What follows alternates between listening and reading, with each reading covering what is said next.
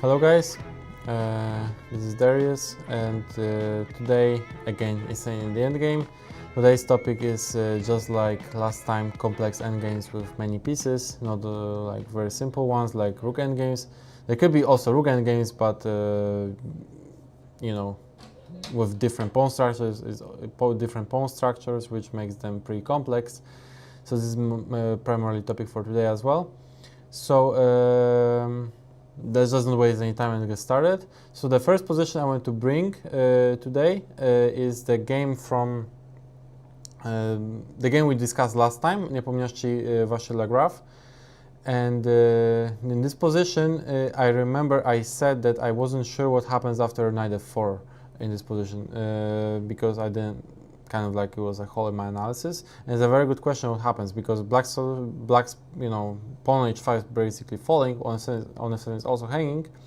So just to finish this game quickly, I want to start with this one because just I found the solution here, so I just want to show it. Just bishop e8 is good. We need to protect the pawn f7 pawn. With the f7 pawn protected,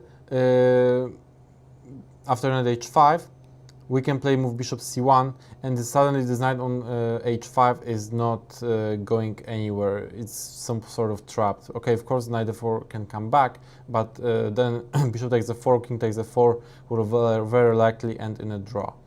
So at knight g7, for instance, bishop just can go back, go somewhere. King f6, let's say after knight g7, just to quickly show, bishop c6 is possible, and bishop f7 is not really possible because of king f6, and after bishop e8 there is bishop f3, and black wins the knight on g7. So it's not so simple to win this anymore. And to be honest, I think this is already a draw because I thought f4 is the best try, but after takes f5, knight g7, if knight f4 there is bishop c6, and this is just bishop d7, knight is pretty much trapped. And of course, it's not really lost, but white cannot win this. So I think it's just a draw, even though white has two extra pawns here. So yeah, this is the solution to the previous game that I want to talk about, Nepomniachtchi Vachier-Lagrave. And let's go to the next one. Just one moment. And the next one I want to talk about is actually a game, very old game by Lev Polugaevsky versus Milev Zdravko. And this is one of my favorite actually games that I've ever seen. And I'm not gonna be talking too much about it. I'm just gonna show it and explain what was happening, what's the correct plan by white, and what is was the best defense attempt by black. However, even with the best defense, it's pretty hard position to defend. So as I say, this is one of my favorite personally endgames. And right now, Polugaevsky played knight d5, takes on c5, rook takes c5, knight d7, and right now white has very important decision to make, because if black can play move h5, I'll just show it, h5, if black can go h5, then it will be very likely that position would be sort of holdable, because it's hard to make a second weakness on the king side. However, it is of course white to play right now, and Polugaevsky certainly played move g4, and this is one of the typical moves in endgames that that very often creates some potential weaknesses for our opponent. Sometimes as black we play g5, we'll see in some positions. Here the move is g4 because certainly white is better, and we need to create second weakness on the king side.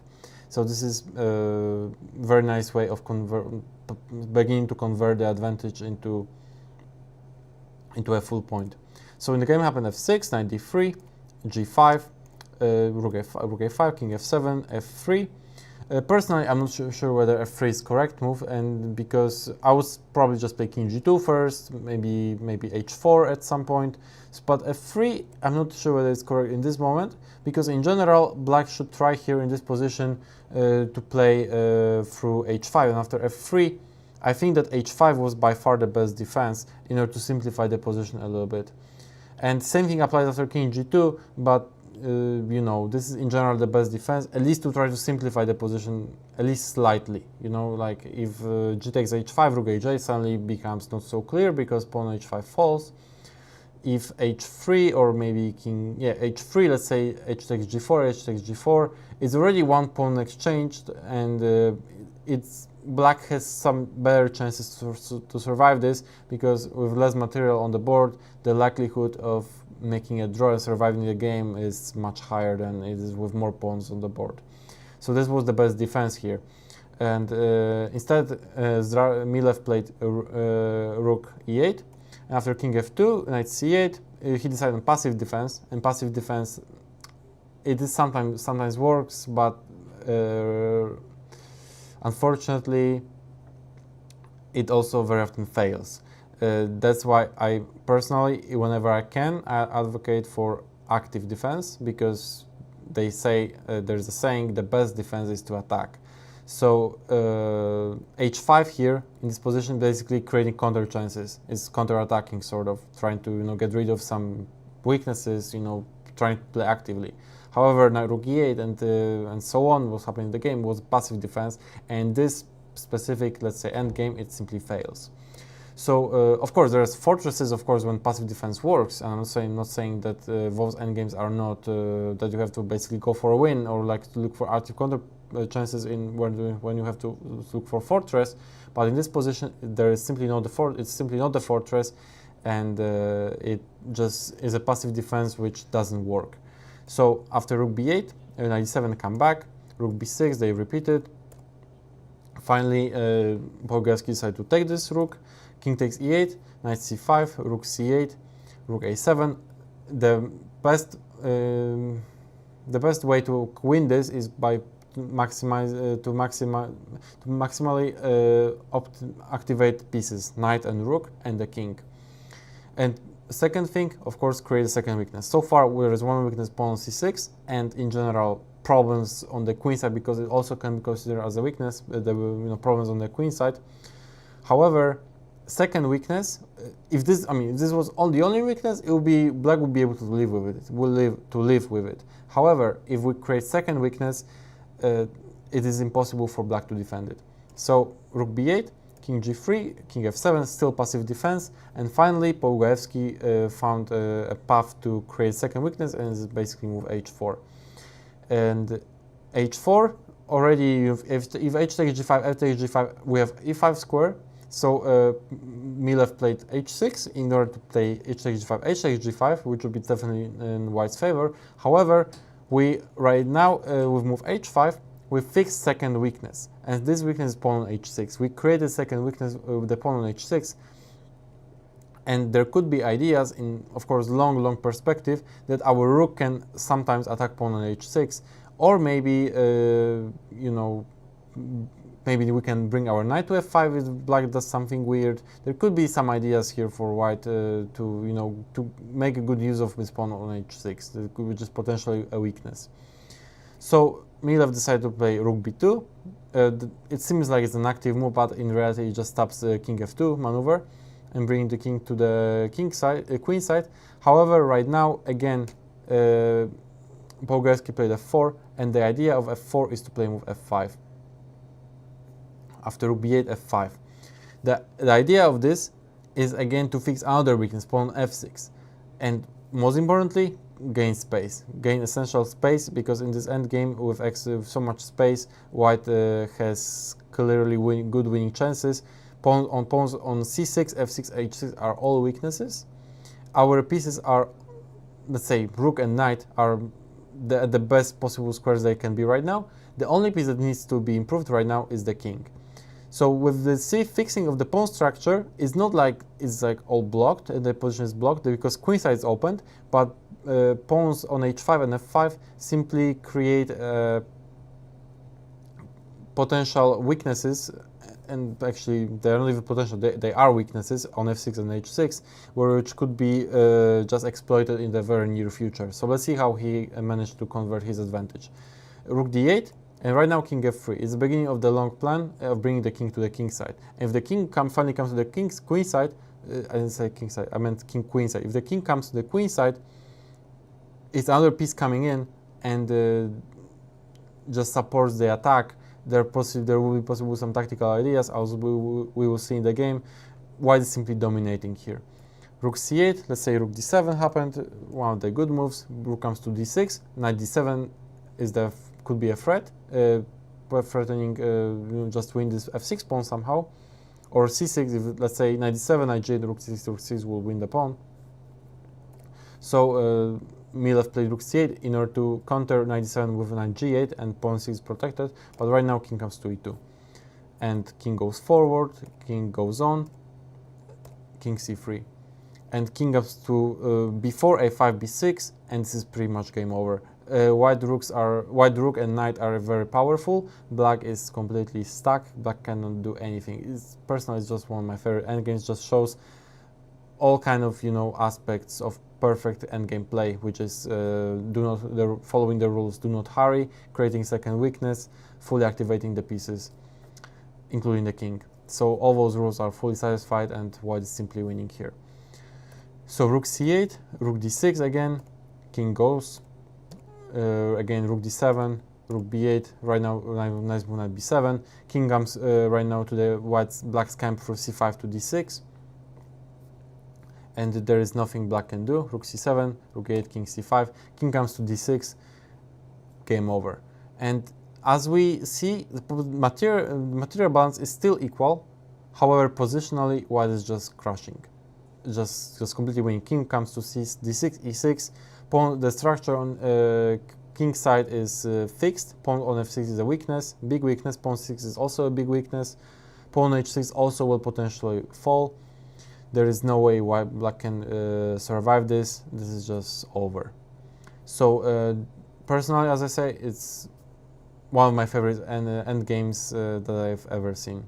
So but anyway, pretty complex because there are more pieces on the board and there are lots of pawns. The structure in the beginning is not defined, and the way Polugaevsky defined the structure here is really impressive in my opinion.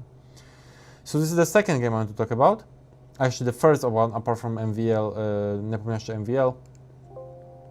And next one I want to talk about is actually the games from today. I'm not sure whether we have time for both of them, but at least one of them I certainly think that we can cover. And the games from today I have in mind is from games from the mini match between Magnus Carlsen and Liren from Chessable Masters. So the first one I want to talk about is Magnus with white against Liren with black. And the game was, after 18 moves, we got this position, which is, I think, theoretical one still. It happened from Ragozin, Queen's Gambit declined, a Ragozin variation. And in general, I believe that this position should be around equal. There is no really any serious reasons why black should be worse here. First of all, there is isolated pawn on d5. However, there is pawn on c3 that also requires attention. Material is equal. This isolated pawn is pretty well defended by the knight and the rook. I don't know, just seems pretty equal to me. Like, of course, there are some chances, the position is very playable, and that's why probably Magnus decided to go for it. Because even though it was probably very close to equality, still it's playable because there are pieces on the board. There are two rooks. There is a bishop versus knight. Sometimes bishop can be better than the knight, especially there are ideas of g4, h4, g5, trying to kick this knight out of f6. There could be idea of bringing this rook to a1. There are several plans for why the white can choose depending what black does. And we'll discuss basically everything that was happening because I think this endgame was extremely interesting. So in the game, this position, of course, king d2 into protect the pawn, and right now black has two moves, in my opinion. Okay, there are also two main moves. There are also lots of alternatives that it's impossible to cover in one lecture, but basically there are two plans. Either black plays with rook a5 or without rook a5. And to be honest, both look pretty good to me. It's probably personal preference which black should choose. but you cannot just go for one and then decide for the other. So in my opinion, this basically you have to be consistent. So in the game happened rook a5. Just to show quickly what can happen after rook a c8, which is also perfectly legit move. Rook a c8 is also okay. Bishop d3, let's say king f8, rook a1 and a5. And this is the second plan. Of course, just to make a quick note here, after bishop d3, rook c3 is not possible because bishop c4 traps the rook, disconnects the black rooks, and pawn rook on c3 falls. White is simply winning. So king f8, rook a1, a5, and yeah. So the question is what to do here next with white. And to be honest, probably white should try at least to create some play on the king side by playing h4, g4. So this is what I was thinking. Maybe play h4 here, and for instance b6, g4. However, black can simply play g5. Of course, if white manages to play g5, there could be some advantage because knight from f6 is kicked out, and pawn on d5. Let's say, for instance, it's just example line. Let's say king g7, g5. This. Let's say knight goes somewhere here. There could be ideas of bringing this bishop to f3, f4, bishop e2, bishop f3. Also could be already possible to play move b4 sometimes because pawn on d5 will be falling. So there are some certain issues. I think b4 immediately is pretty good, to be honest, because after takes, rook takes d5 and rook pawn on a5 just falls. So white will be just pawn up. So therefore, black should not allow this to happen, and black plays simply move g5. Knight on f6 has to stay. I thought h5 could be interesting, similarly to what we discussed in Polugaevsky's game. Pawn h5 usually, creates potential weakness for pawn on h6, so it could be tried here. However, I'm not really sure whether it gives anything after, let's say, rook c7, rook a2, and move, for instance, king e7. Rook a2, it doesn't really bring much, just sort of waiting move. Also rook c1 is possible, but after, let's say, knight d7, I think black is doing quite well. The thing is, b4 is right now not so dangerous because AB we cannot take with the pawn because black is pinned, and if white is pinned, and if knight comes to e5, c6, it could be basically just equal. So I thought f4 could be an attempt, but this and knight f6, black suddenly gets some counterplay. Again, black as defending side always try to look for active counterplay rather than passive counterplay. Passive counterplay is doesn't even exist. There is something like this doesn't exist. Just passive defense. Usually, active defense is better than passive defense, and that's what black should do here. Go immediately for active defense, meaning knight d7, knight d5, and if f4, go attack the g4 pawn. And position is pretty much equal. I don't think black has any reason to worry about, because if g5 then pawn h5 falls, I think position just okay for black. So in this position, I thought maybe rook a2, but again, this doesn't really lead anywhere. King e7, bishop e2 maybe, trying to prepare f4 at some point, but again, just king e6, rook c2, knight d7. I don't really see, any big any serious, let's say, ideas for white that could cause any real trouble for black here. So, for instance, rook c2 also consider, but again, knight d7, b4 takes. It's all very, very close to equality here. For instance, I analyze something like this. It's an example line. I don't want to go into details. Just general conclusion of this position with king on e7 is that it's pretty much around equal. With correct defense, black should be able to hold it. So this is also a very legit approach for black to play rook a8 and then a5, b6, bring the king to the center and just stay, and may slowly, when given a chance, improve the knight somewhere, let's say to c6, d7, e5, c6, because white cannot really do much here. So this is one possibility. The second possibility is what Liren played in the game, rook a5. After rook a5, Magnus played bishop d3, which is a very good move. Rook a4 wouldn't have given much, because after takes, king f8, white's pawn structure is messed up. Here, at least, the pawn structure is good. Pawns a3, b3, after rook a4, this king f8, position is pretty much equal. I don't think there are any real chances for white to win this. Maybe somehow to play c4 at some point, but you know, structure-wise, there are no any problems for black because you know black has free pawn islands, same as white. So I don't really think that you know there are any real chances here for white to win. So bishop d3 happened, which is a very logical move. Idea is of course rook a2, bishop c2 to cover on the second rank. And right now, Liren had some choice.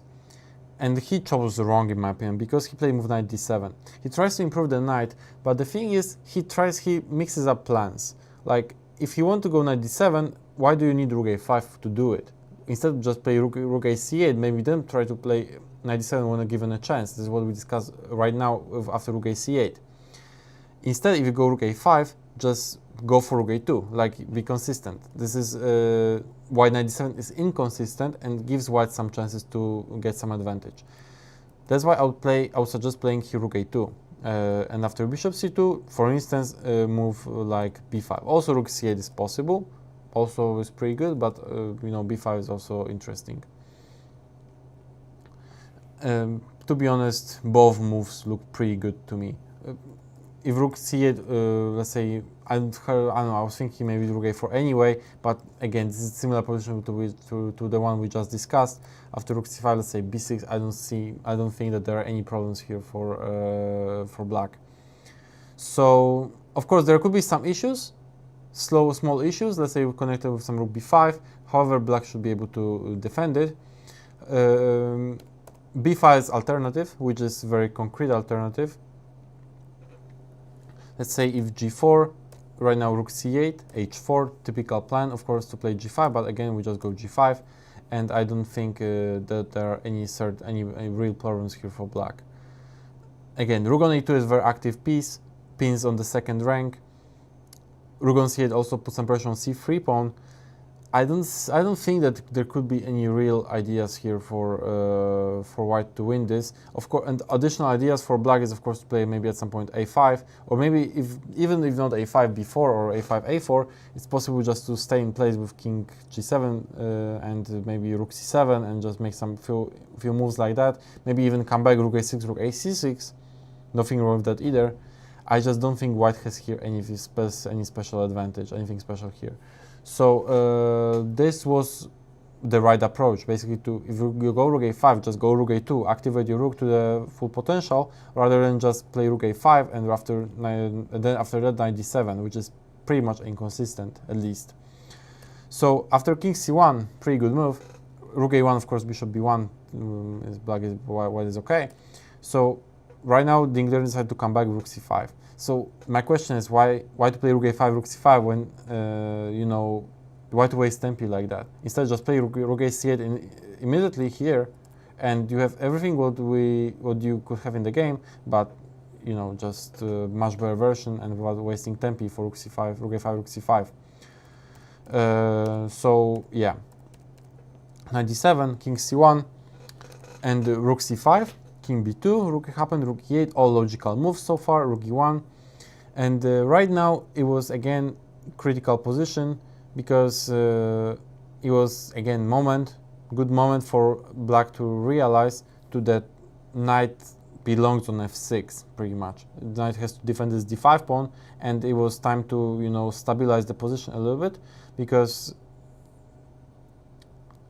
first of all, b4 is a threat, so you need to defend this d5 pawn, and by playing knight e5, it doesn't really solve any problems because of the tactics that Magnus has in this position is one thing, but also knight on e5 doesn't really help with protecting the d5 pawn. Even if this tactic was not there, pawn d5 would be always sort of a problem. That's why knight belongs on f6, where it covers this from f6 d5 pawn, and there is no. I think basically that you know, position is still, even though it's slightly better for white, but it's not easy to convert that. For instance, knight f6 before, rook c7, bishop c2. Nice idea to bring this knight to bishop to b3, and I like this d5 pawn. But anyway, rook e5, bishop b3.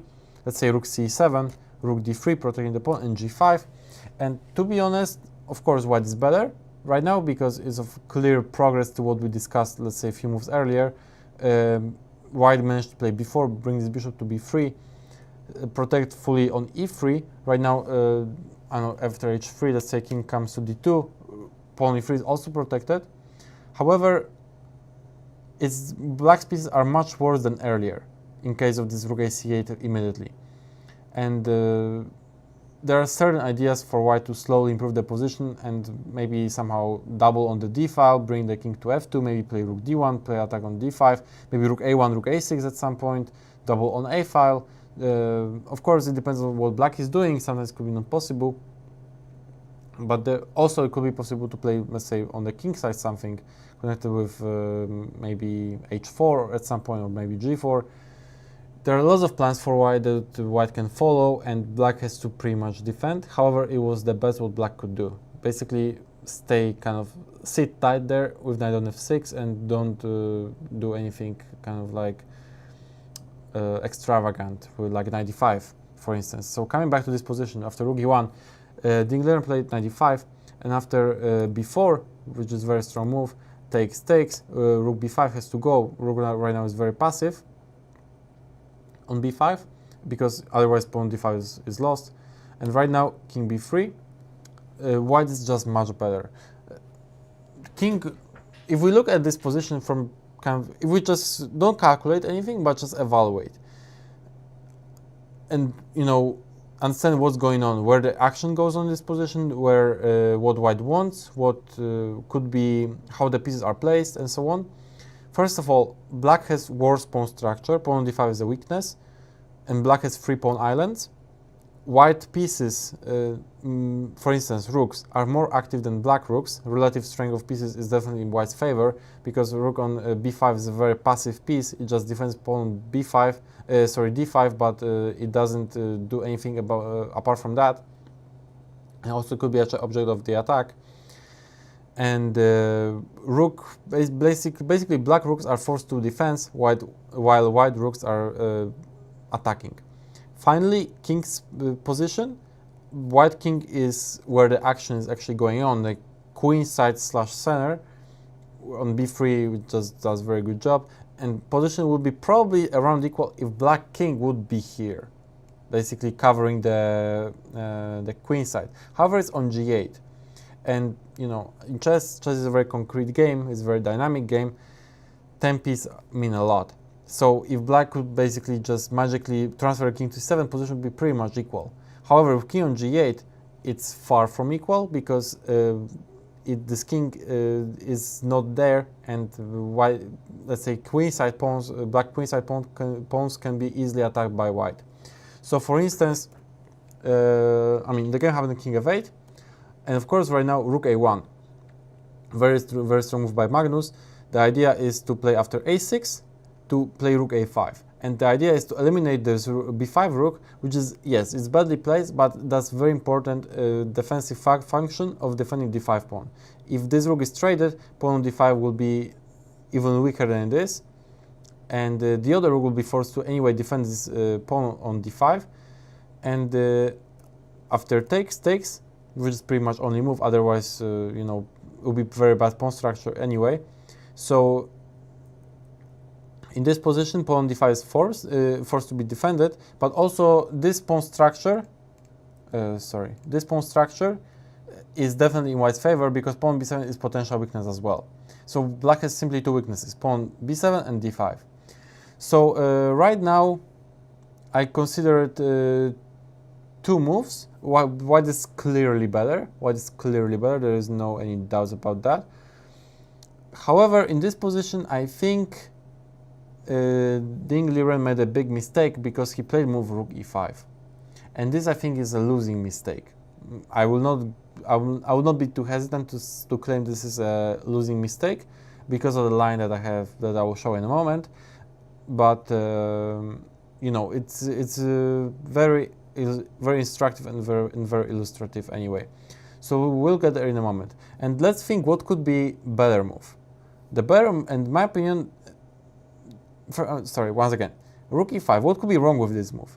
And what is wrong with this move is that basically f4, which is what Magnus didn't play, but this simply challenges this rook immediately, and the rook from e5 is forced to be very passive on h5 square. And I think that, first of all, it's impossible to play rook e4 because rook d5, and yeah, here, and basically even the king can go forward, and also there are ideas of maybe trading rooks at some point. It's with winning position for white. I think just king b4 is pretty much nearly winning for white, and go for the this b7 pawn. Also, it's possible to play a move like rook d8 and so on. So also black has to be careful about that. So therefore rook e4 is not really a thing, and rook h5. We'll get there in a moment, but basically what I'm trying to say is that f4 is a mistake. F4 wins for white. However, if in this position black would stop f4 or like make this f4 a little bit less strong by playing g5 first, position becomes kind of not I will not say holdable, but definitely much harder to win for white than would be after rook e5 f4. Because after g5, let's say king b4 was the logical move to bring this king forward. Rook e5, and let's say f4. Yeah, f4 or g3 I was thinking about, try to chase this rook away anyway. But f4 already trades one pair of pawns, and suddenly rook e2 is very quick counterplay that black has here. Let's say rook takes d5, rook takes g2. And it's not so easy because even rook d7 doesn't actually create a threat, because rook b7 is not possible. For instance, this is not even a thing because rook h2, rook b7, rook takes rook b2, right? So black is winning. It's not possible to attack this b7 pawn so easily. And otherwise, black has more than enough counterplay to attack pawn h2, pawn f4 also, and create a pass pawn on the king side for black. So I think that it's not so simple to play f4 to win this with white. Instead g3 I was thinking, but also rook f5, f4, and right now g4. And again, black looks for active counterplay, maybe with rook h5 at some point. Of course, the idea is to play king e7, bring the king forward to the center / queen side. And let's say if this king e7, there are also ideas to play king c5 d4. So this is not also, I'll just show it quickly. There are also such ideas, so it's not easy to bring this king forward anyway. So I just think that after, let's say, h3 takes g4, rook f6, rook h2, b6, trading right now, getting rid of the weakness, rook b5, let's say, and suddenly this is not easy to win anymore for white. So in this position, g5 was, I think, the best defensive chance for black, even though this is still very hard to, let's say, defend, let's say, from practical point of view, because moves like here, let's say, this rook f5 and the g4 is not easy to come up with all computer analysis that I performed here, and I came up with the best defense for both sides. But basically, all of it, what it has in common is the active defense. Try to play rook h5 at some point, create some counterplay on our opponent weak pawns, create some weaknesses for our opponent, and by playing, let's say, here h3 and so on, we play immediately. We get rid actively, dynamically from our own weaknesses by playing b6. Again, this is very timely, and it's just very accurate way of defending here. So this was the best defense. And the problem with rook e5 is, again, this is reacting to what white is doing, not actually trying to create our own chances with black, I think, at least. Because rook e5, okay, our pawn on d5 is attacked, so let's defend it. First of all, on d5 is not really attacked because we can play rook e3 after rook d5, rook e3 always. So it makes sense to play g5 first in order to gain some space and actively create potentially some weaknesses on the king side. That's the idea and thinking here. Instead, after rook e5, right now f4, Rook h5, I was thinking is the best move to again gain tempi on h2 pawn, but h3 simply, and right now black has simply two moves, either king e7 or d4. And to be honest, none of them solve any problems. I think both lead to winning position for white. For instance, I analyzed if for instance d4, you know, this move typically you know, should be considered at first because it gets rid of the weak pawn on d5 and tries to trade it for the a5 pawn, and you know, seemingly it's just trading, you know, weak pawn for, you know, for another pawn and getting rid of the weakness, and it's all right. However, from principal point of view, this is all right, but however, it takes d4, rook takes a5, and right now white has one brilliant move that wins the game, and this move is rook e3. Rook e3 is, in my opinion, very cunning, beautiful move that is also very educational, illustrative, because rook on e3 is cutting the king on the e file, and with those pawns, c3, d4, supported by the king, especially this d4 pawn, I should maybe put it like this, especially d4 pawn with support of the king will simply promote to the queen. King c4, d5, d6 is just coming in. So the only path right now for black, I was thinking, is again active counterplay with some g5 and trying to, you know, confuse, you know, make some complications. Let's say if g3, then g takes f4, maybe play then let's say if g3, then gf, rook f5 to try to create immediately some counterplay, provoke rook f3, then cross king e7. If rook e4, maybe rook h5, could be some chances to make a draw here. However, white has, again, very nice way to win the game with rook e5 and transform this to the pawn endgame. After rook takes e5, f takes e5, this endgame, pawn endgame is won for white. Of course, it's very hard to find over the board, but, you know, if you, let's say, I'm not criticizing Magnus or anything right now that he didn't do it. It's, of course, very hard to play, and to, first of all, this f4, understand why, you know, first of all, here, king b4 in this position, it's a very natural move to play, and it's easy to misunderstand or misjudge that f4 is much stronger, but I'll show in a moment why. So this line with d4, and this is what we discussed here with rook e5, this is simply winning for white, as my analysis indicates, because after king e7, king b4, king, very strong move, king goes to c5 and b6, and then basically then c, d, and e pawn just go forward. There is no way to stop them. And after, let's say, king e6, king c5 just wins. I thought only defenses for black would be just b6, but then sorry, not d5, but c4 first. If the king d7, just d5, and after the king 7, c5 is just winning. There is no way to. Well, I mean, white pawns are just much more advanced than black pawns here, and there is no way to, you know, to save this game with black. a5, king b5 just wins. If h5, we can go c6, and after h4, it's just king c4. Black cannot create any pass pawn on the king side in order to deflect our king from, you know, going, I mean, from the pawns on queen side.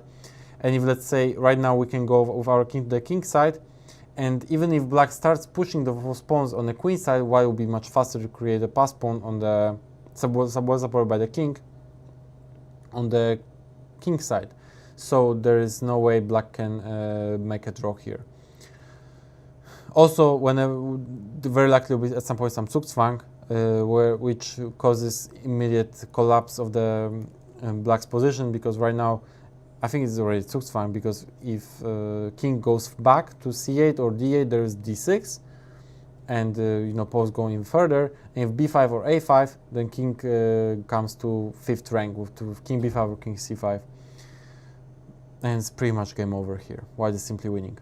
So this pawn endgame is winning. Only attempt by black is to play h5 here, d5 and f6 I thought, but this allows e6 after king d6, otherwise c5, if f5 then c5, white is just much faster. King d6, right now, only important move right now in this endgame is to play g4. And the idea is that, as I was saying earlier, white needs to make sure that black doesn't create a pass pawn on the king side, because then black would win actually. But with g4 we fix the king side, and it's pretty much game over, because white pawns are simply more advanced than black pawns, and there is no way black can even hope for a draw here. For instance, if h4 doesn't matter, hg4 doesn't really matter. Let's say king c3, king e7, king d4, king d6, king e4. And if a5, suddenly just go king f5, and king f6, e7 just wins. So if a5 happened earlier, we can just go king c3, king b3, king a4, and king b5, winning the game anyway. So that's pretty much game over in this position. But very important move after d4, this rook e3. I really want to pay attention to this move, because rook on e3 just covers the e-file and prevents black king from joining the king side, queen side. So the other defense would be king e7, to bring this king to the queen side or center immediately. However, this fails to rook d4, and the idea is rook b4. And that's the big important thing, for why king b4 is a mistake, what Magnus played. King b4 is a mistake because sometimes this rook wants to go through d4 to b4. And by playing move here f4, rook h5, h3, king e7, right now rook d4, rook comes to b4 and attacks b7 pawn, and puts lots of pressure on the second weakness, not only d5 but also b7 pawn, because there are two weaknesses. So right now king d6, also king d7 is possible, but it doesn't change much. For instance, king d6 and e4, very important move, king c5 and e5. And this is critical idea to play e4, e5 whenever given a chance, because of the spin on the d file. And right now the idea of rook b4 simply decides the game. For instance, rook h4 I thought is the best defense. Rook b4, king c6, and right now it's time to bring our king back. And after king c2, king goes towards the basically e3 square, or pretty much e3 square. Rook b6 follows. And slowly, rook b6, rook d6, slowly white simply wins, because rook on h4 is misplaced. I mean, so far, for now, it's well placed, but it could be easily neutralized if we bring our king to e3 and prevent f4 pawn. Then our rook from b4 can go to b6, d6, and collect lots of pawns. So here I thought b5 could be a best chance for black to make a draw after a takes b5, a takes b6, and passant king b7. And the idea is, to block this pawn somehow with the king and try to play a5 against some dynamic, active counterplay. But right now, white wins simply by force. And this is very nice idea which white has here, f5. And after rook h5, g4, rook takes h3. Similarly, black is, got back the pawn, and black rook is still kind of active. But right now, white has stunning move, but extremely effective, rook to e4. And after rook e4 wins the game on the spot, because after d takes e4, e6. F takes e6, okay, check, we can throw in a check, king b3, takes. White e6 pawn is not possible to stop, because if king c6, b7 goes in, and or king, pretty much after king c6, e7, let's say this, b7 just promotes to the queen. There is no way to stop this pawn. So basically this is just game over. This is why white is winning, and thanks to this beautiful idea of rook e4. But why is it all possible? Because white had this rook b4 idea initially to that create those chances here. And that's why I truly believe that this move f4 wins the game. At least on all the lines I analyzed and I prepared, I think this is simply winning for white. But the idea is to keep more options in hand. Not only king b4, king c5, but also rook d4, rook b4, and rook b6. And this is, I think, very important intake from this endgame, that this rook can go through b4 to this through d4 to b4, and then to attack this b7 pawn's second weakness. Because what Magnus played, let's finally see what Magnus played. He played king b4, and this is already not so clear to me, because I think after king b4, position is nearly drawn. This is, I think, huge. I've discovered if that after king b4, position is nearly drawn, and Liren defended perfectly and achieved drawish position,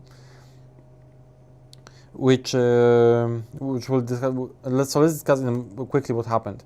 King e7, f4, and right now rook h5 is also possible.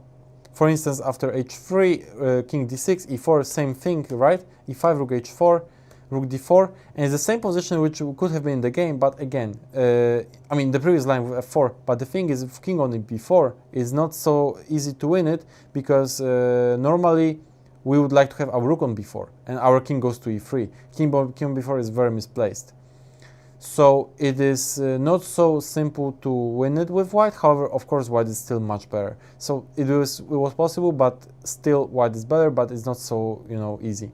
However, what I really like what Liren did, because he went for active counterplay. Because rook h5 would be passive, rook e4 is active. You just give check, you attack your opponent's weaknesses, and you keep your rook active. So this is the best defense by Liren right now. King c5. Right now the white king goes forward. However, rook a4, attacking the opponent on a5, king b6, and king e6. If king b7, of course, rook a5, no problems. Pawn on d5 is right now also well protected by the king. Magnus decided to play rook d4, but right now rook is being activated with rook a3, and right now pawn on c3 is being attacked. So it's not so easy for Magnus to make progress here anymore. And after e4, rook b3 check, king c7, d takes e4. Right now, pawn on b7 is again protected. Rook takes e4, king f5, and again, this was, I think, critical position where Magnus had maybe one chance to create some practical difficulties for black here. However, position objectively should be drawn. After king, basically, what I'm trying to say is that defense since this moment, I'll show it quickly once again. Since this moment, king b4, king e7, what Liren was doing was very active, very dynamic defense. f4 check, king c5 attack our opponent's weakness, king b6, king e6, defend the pawn, and again go for activate the rook to the maximum, rook a3, e4 check, and d takes d4. Compare this position with rook on b3 to the one we discussed here with rook on h5, right? Just to bring it quickly to show it. Let's say this position. Rook on h4 is simply misplaced. It's just and with accurate play, what Magnus could have achieved that. However, in this position, with rook on b3 is not simple anymore. Rook on b3 is very active, attacks pawn c3, defends pawn b7, does lots of functions, and also potentially threatens rook b2 to attack those pawns, and ideally create a counterplay on the king side by creating pass pawn there. So this is the best defense by Liren. So right now Magnus plays rook b4, which is possible. However, I think rook e7 gave a little bit more chances, and here I think the best defense by Liren would have been f6, and this could have been not an easy move to play. There could be good moves like king takes f4, maybe rook c3 also possible that black could play. However, f6 would be certainly one of them, but there is some room for error at least. So f6. And I thought that basically either white can protect the c pawn or take on g7. None of them really guarantee any serious winning chances. Position should be pretty much drawn. For instance, after c4, g6, we protect the pawn simply, g3, rook b4. Again, actively creating some counter chances. c5, rook b5. Again, attacking this c5 pawn and a5 pawn. King d6. But right now there are no threats. Pawn b7 is protected. Pawns. Okay, we cannot take on a5 because rook b7 wins. Pawn c5 is also protected, but also pawn b7 is protected, and there is no immediate threat. So it's time to create counterplay. Again, g5. Black is creating immediate counterplay on the king side to where black king is, in order to hopefully create a passed pawn and look for counter chances like that. For instance, after this, I thought h3 could be interesting, but let's say g4, h4, and king g6, and again f5, f4 could be an idea, and or rook b3 also. Like there are several ideas for black that you know, black could try to use. King h5, for instance, king 7, rook b5. Again, look for counterplay on pawn c5. I don't think white has here anything. So this is one possible line. Another possible line after f6 is rook takes g7, but after rook takes g7, rook b5. It's important to eliminate this a5 pawn, which is much more important pawn on c3, because if rook c3, obviously king b7, pawn on a6 is lost, white wins. However, if we eliminate pawn on a5, even though this position will be with rook endgame down a pawn, without the pawn on a5, the likelihood of a draw is pretty big. So rook h7, rook takes a5, rook takes h6. For instance, if king takes b7, rook a2, we go for counterplay on the king side, and we eliminate this pawn on g2. Pawn f4 is also falling. Rook c2 is active defense as well. I don't think there are any real chances for black to for white to win, because after c4 also there is a5, which has to be considered at least. Black has more than enough resources to make a draw here. If rook takes h6, however, we can just even protect this pawn on b7 pawn with b5 or something like b5 or b5 or rook a2. We can go for the same stuff. Also b5, and you know, with such active rook and such active king, only thing not to blunder rook a5, rook h5 obviously. But if we play a b5 or rook a2 or rook a3, all those moves are pretty much around equal. So rook a3 maybe not is not precise because king takes b7, but rook a2, for instance, looks pretty good, or same as move like b5. I think it's very close to a draw. So Magnus decided to play rook b4. After rook takes c3, king takes b7. Of course, rook c2, active defense, attacking this g2 pawn and h2 pawns, g2, h2 pawns. And if g3, let's say if king a6, g3 is what Magnus played. After king takes a6, rook takes g2, h4, f6 is a very strong move. Idea is to play simply g5, create a passed pawn, trade all of the, you know, trade f and h pawns, and have a simply g5 pawn,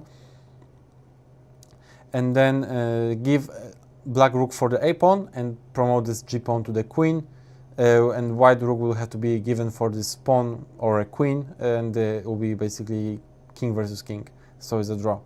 For instance, and after king b5, for instance, g5 takes, a6 is pretty simple endgame, just rook h2, rook comes through aj to stop this a pawn, king a6, rook a8, only move but it's sufficient, rook b8, rook takes a7, king takes a7, and g4, and the white king is simply too far away. Rook f8 check, for instance, rook g8, king goes in, but king d4 and king f2, rook f8 and king e1, it's simply a draw. So this is one of the example lines. What could have happened in here after king takes a6. Magnus decided to play g3, but this doesn't really help either way because of rook h2, king a6, king g4. Black king is anyway active, pawn g3 is a problem. Rook b3, rook a2, and right now Magnus played king b6, and the game ended because Liren disconnected, and Magnus was awarded a win. So pretty dramatic end for Liren in this game. However, Magnus showed huge fair play by simply giving up his next game. So it was very nice from Magnus, in my opinion. But talking about this end game, this is simply a draw. This is very simple draw right now. So it's not a surprise what Magnus did, because if he was winning here, I could understand if, you know, okay, he was winning and he, you know, he was awarded a win. So it makes sense that, you know, he was awarded a win and so on. But like position is just a draw. It's also pretty easy draw. So just to show it quickly what could have happened, f5, a6, g5. Basically, same idea. We create a pass pawn on the king side as black, and there is nothing white can do. Rook b5, king takes g3, rook a5, and right now, nice move, rook e2. Bring the rook back to the, 8th rank. Takes. If rook f5, of course, just g4, we don't care. And if a8 queen, takes, f4. There are many ways to make a draw, but this is one of the simplest ones, and this is just a draw. King e4, rook f1, queen, rook f1, king f1, king f5, just to show it quickly. King e4, f1, this, king f5, draw, right? So that's just a draw. So in this position, Magnus was our win because Liren disconnected. However, position was just the draw. So it just showed what kind of brilliant defense Liren presented, and ever since he was given a chance. But this I wanted to point out again, this idea here of f4 immediately, again dynamically creating a winning chances, and idea of rook d4, rook b4 is very powerful. And another idea I wanted to point out, that this thing with d4 and here rook takes rook e3, cutting this king on the e file, is also very, very impressive in my opinion. So this was winning for Magnus, but then ever since this moment, Liren represented great defense and great defensive skills. So, and it was all about dynamics, all about dynamics in this endgame. So yeah, that's all I have, I think, for today. I didn't get in time to talk about the last game that I prepared for today, about Magnus winning with black pieces, the final game in Blitz. It was also very interesting, but sometimes I thought I showed already lots of interesting things, especially in the last game of Magnus versus Liren. So I hope this was instructive and helpful. I personally think that this rook endgame was very interesting. There were lots of chances. It's not quite often. It doesn't happen often that white king goes to b6, and or like that active move like king before is a mistake. And there were lots of things going on, I think, but general thing that dynamic play usually is better, or preferential at least, to the passive, or let's say passive or not very dynamic play, and no matter if you are attacking or defending, because it applies to both, in my opinion. So that's all I have for today, I think, and thank you for watching me, and see you next time.